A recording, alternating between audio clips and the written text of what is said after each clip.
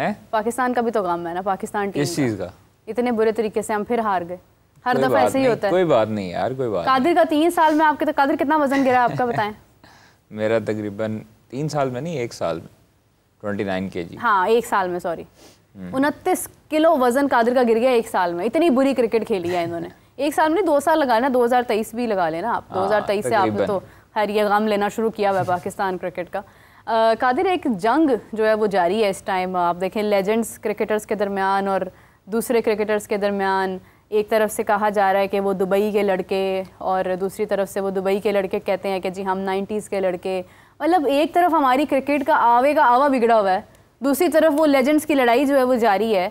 तो बेसिकली क्या हमारे पास कंटेंट ख़त्म हो गया है, हमारी क्रिकेट बहुत ऊपर चली गई है कि हम इन बातों की तरफ अब तवज्जो दें, हम फिर से वो चीज़ें निकाल कर रखना शुरू कर दें, फ़लाँ की कितनी विकेट्स थी, फ़लाँ के कितने रन्स थे। Does it really matters? देखिए, सबसे पहली बात तो ये है कि जो साबिक क्रिकेटर्स होते हैं, पाकिस्तान क्रिकेट बोर्ड को एक लॉ पास करना चाहिए कि जो भी क्रिकेट खेलेगा पाकिस्तान क्रिकेट बोर्ड के बैनर के नीचे आएगा, उनसे पे लेगा, वो कम से कम किस हवाले से बोल सकता है, क्या कितना ऊंचा बोल सकता है, कितना ऊंचा नहीं बोल सकता। क्योंकि जिसका दिल करता है, मतलब वो आके टीवी शोज़ पे बैठ के बोलने लग जाता है पाकिस्तान के अगेंस्ट।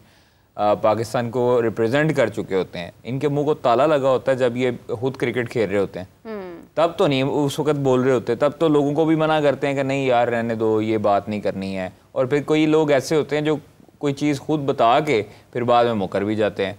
तो ये चीज़ें ख़त्म होनी चाहिए। आपने खैर अब दाल रिज़्क लगा हुआ सबका कि उन्होंने बोलना तो है, बोलेंगे तो पैसे मिलेंगे, बट ये ऐसे नहीं होना चाहिए कि आप अपने क्रिकेटर्स को, आप अपनी टीम को लेट डाउन करें। आपकी टीम नो डाउट बहुत बुरा खेली है।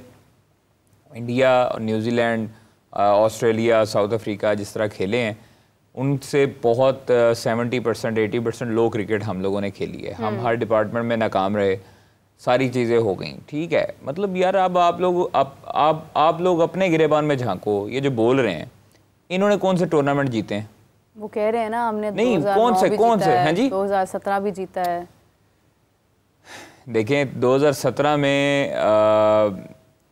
हफीज़ भाई थे, शुएब भाई थे, उन्हीं की बात कर रही हूं। ठीक है, इमाद भाई थे। लेकिन मुझे हफीज़ भाई की एक बात बड़ी अच्छी लगी है, मेरे आज तक इख्तलाफात ही रहे हैं उनके साथ, लेकिन मुझे जो उन्होंने शुएब अख्तर और 90s के क्रिकेटर्स को किया ना, हाँ। मैं आपको बताऊं, ये 92 अल्लाह ताला ने हमें ना एक तरह का हमारे ऊपर मुसल्लत किया है। ये हम 92 ही भुगत रहे हैं।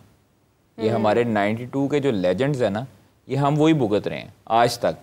मुझे ये बताएं कि 92 के बाद जो हम लोगों ने वर्ल्ड कप उठाया 92 का, उसके बाद हमने कौन सा ये जो हमारे लेजेंड्स हैं, ये जो बातें करते हैं हमारे बैठ के मुख्तलिफ चैनल्स पे और मुख्तलिफ भाषण दे रहे होते हैं, इन्होंने कौन सा टूर्नामेंट आज तक जितवाया हमें? अज़लान कौन सा टूर्नामेंट जीते हैं? बल्कि हम लोग टूर्नामेंट क्लोज जो हम फेवरेट थे वो हम हारे भी।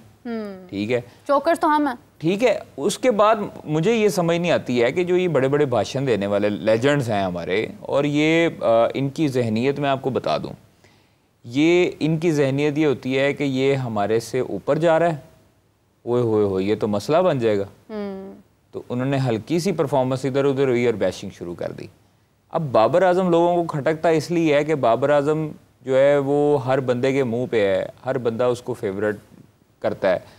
अब ये प्लेयर्स जो है ना, ये बैटर्स जो हैं, इनकी भी एक साइकी है, चाहे अर्ली 20s के हैं, लेट 90s के हैं, जो भी हैं, उनकी एक साइकी है कि वो अपने से ऊपर किसी को जाता हुआ देखते हैं तो वो बोलना शुरू कर देते हैं। हाँ। और यहाँ पर जो है ना ये बुग़्ज़ और ये वाली जो आदतें हैं ना कि हम अपने को ही काटते हैं और उसको काटने की कोशिश करते हैं, तो ये वाली चीज़ें ख़त्म होनी चाहिए। आप लोगों को ज़र्फ़ बड़ा करना चाहिए, जो लेजेंड्स हैं हमारे, उनको ज़र्फ़ अपना थोड़ा सा बड़ा करना चाहिए और ये चीज़ों में नहीं पढ़ना चाहिए कि जनाब ये ऐसे कैसे। आप एक आप जो आपने तनकीद करनी है वो कंस्ट्रक्टिव तनकीद करें, आप उनकी परफॉर्मेंस से बात करें। ये ना करें कि उसने उसका बैठने का स्टाइल ऐसे है, उसकी शर्ट का ऐसे है, उसके बूट ऐसे पहनता है। भाई आपका लेना देना ही नहीं है, आपका लेना देना परफॉर्मेंस के साथ है, उस पर बात करें, सिंपल हो गई बात।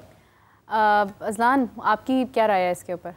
एक तो मुझे थोड़ी सी ये ना बड़ी लाजानी सी गुफ्तगू लगती है कि हम एक ऐसी बहस में चले गए हैं कि जिसका कोई एंड रिजल्ट नहीं होगा। हाँ। ठीक है, क्या हमारे इस बहस कर लेने से टूर्नामेंट का रिजल्ट तब्दील हो जाएगा? नहीं, वो वही रहेगा कि हम क्रिकेट ठीक हो जाएगी हमारी, हम बहुत बुरे तरीके से हारे हैं। तो प्रॉब्लम्स पे बात करना बहुत आसान होता है, बिकॉज मुझे अगर कहा जाएगा कि पाकिस्तान की इकॉनमी के कोई 10 मसाइल बताएं, मैं शायद 100 बता दूंगा। मुझे कहा जाए कि इनके एक हल बताओ, मैं एक हल नहीं बता पाऊंगा, बिकॉज हल बताना मुश्किल काम होता है।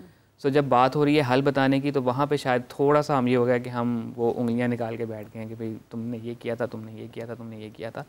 सो आई थिंक ये थोड़ी सी मुझे लगता है कि एक ऐसी बहस है कि जिसका कोई रिजल्ट नहीं निकलेगा, उल्टा नुकसान ही होगा। बिकॉज आई थिंक एक इस तरीके से एक दूसरे की इमेज ही थोड़ी सी ख़राब होगी।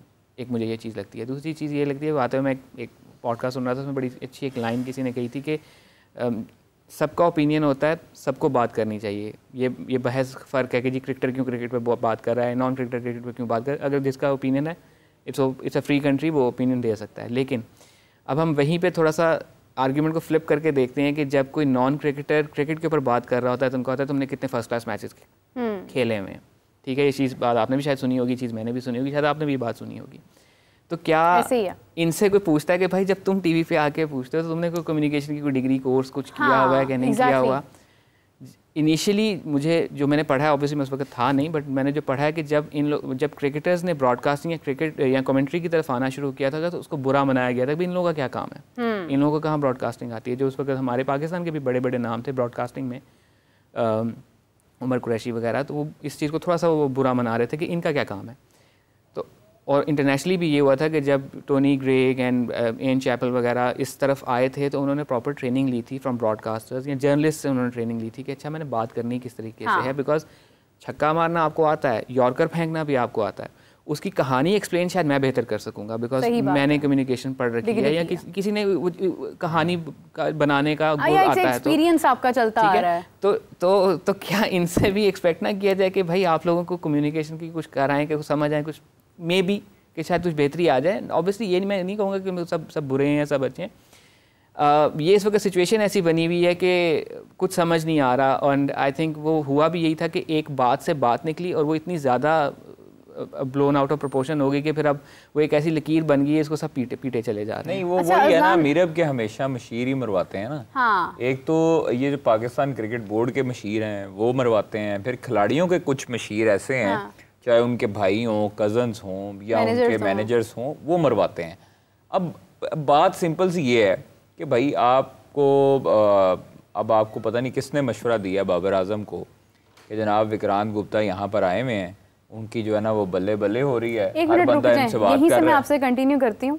मैं आपकी बात को आगे कंटिन्यू करना चाह रही थी अजलान। आपने कहा कि इन खिलाड़ियों को किसने डिग्री, मतलब किसने इनको कहा है कि ये बोलें।